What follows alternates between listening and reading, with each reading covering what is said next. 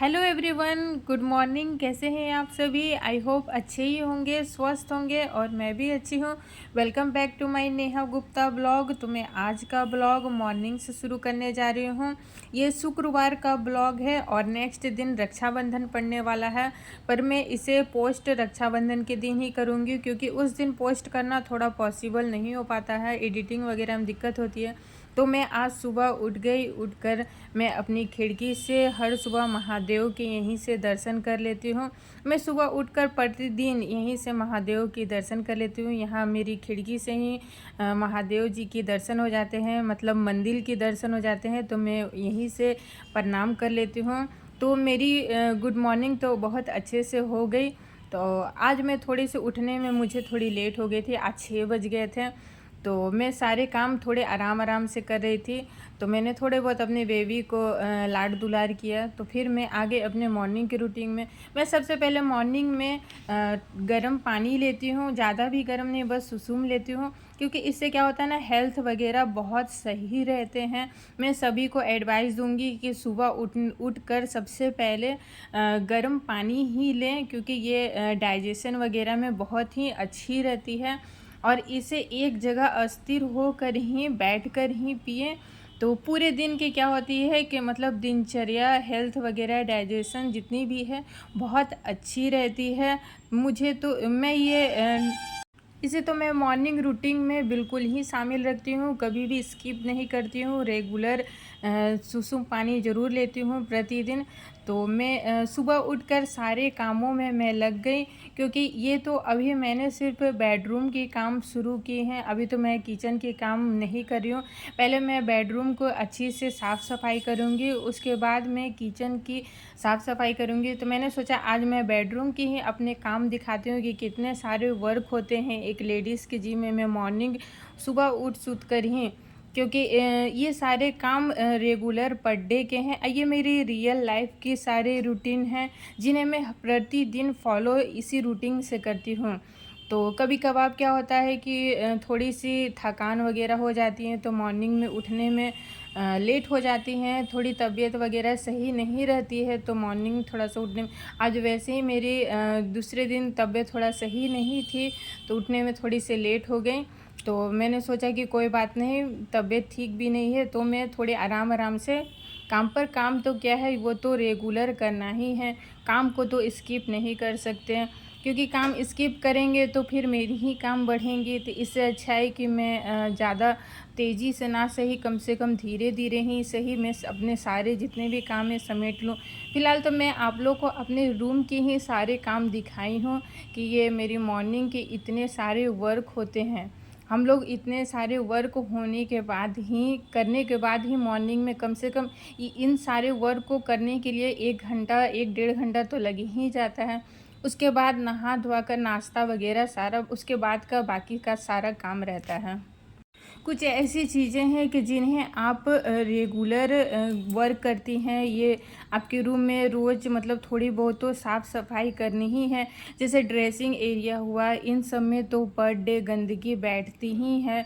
तो मैं इसे रेगुलर जब भी सुबह मॉर्निंग में झाड़ू वगैरह लगाती हूँ, तो मैं एक सूती कपड़े से इसे पर डे साफ़ कर देती हूँ, क्योंकि अगर मैं इसे साफ़ नहीं करूँगी तो इसमें क्या होगा, धीरे धीरे गंदगी बहुत ज़्यादा बैठ जाएंगे। और मैं जितने भी सामान है जो मेरी तो छोटी सी रूम है, मैं छोटी सी रूम में मुझे एडजस्ट करना रहता है, तो मैं छोटी से रूम को ही मैं अच्छे से सारे मैनेज करती हूँ कि मैं सारे चीज़ों को परफेक्ट जगह रख सकूँ और बहुत ही मतलब क्लीन भी रख सकूँ, साफ़ सुथरी भी रख सकूँ।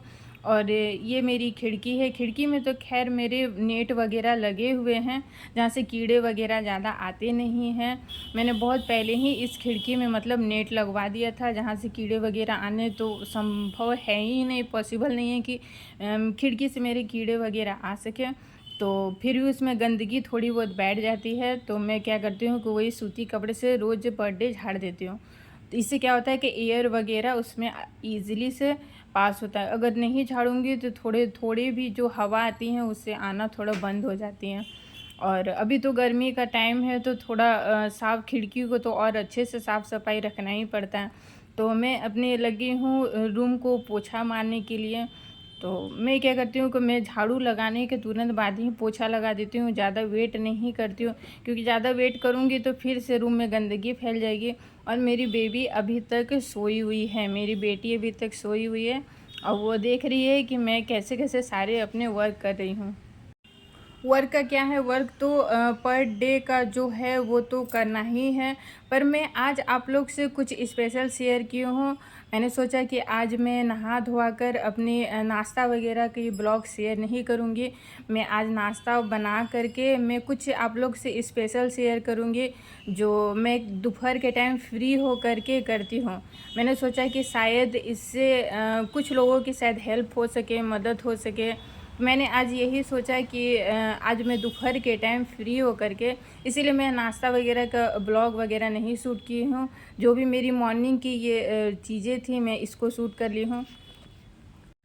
अभी क्या है कि रेगुलर बैक टू बैक बहुत सारे फेस्टिवल आने वाले हैं, तो हम लेडीज़ की एक प्रॉब्लम है, ट्रेडिंग की बहुत बड़ी प्रॉब्लम है कि ये हमेशा मतलब हर 10 दिन में ये निकल ही आती है। और मेरी तो बहुत ज़्यादा ही मतलब घनी है, तो ये क्या होता है कि हमेशा निकल आती है और 10 दिन में बार बार ना मार्केट जाना मुझे पॉसिबल नहीं हो पाता है। तो मैंने एक ट्रिक अपनाई है जिससे मुझे बहुत फ़ायदा मिलता है, जो मैं हर 10 दिन में परेशान नहीं होती हूँ। मैंने सोचा कि आज के ब्लॉग में ये ट्रिक मैं आप लोग से भी शेयर करूँ, शायद आप लोग की भी हेल्प हो जाए। और चलिए मैं बताते जाती हूँ कि मैंने किस ट्रिक को अपनाया हुआ है। तो मैंने एक लूज़ पाउडर को लिया है, मतलब कोई भी आप नॉर्मल पाउडर को जो फेस में यूज करते हैं उसको ले लीजिए।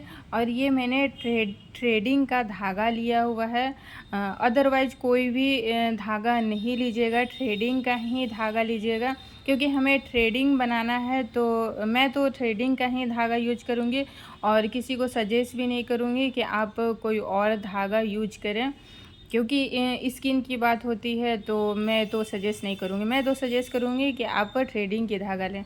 तो मैं इसे किस तरह से राउंड करती हूँ मैंने 2 बार करके दिखा दिया है।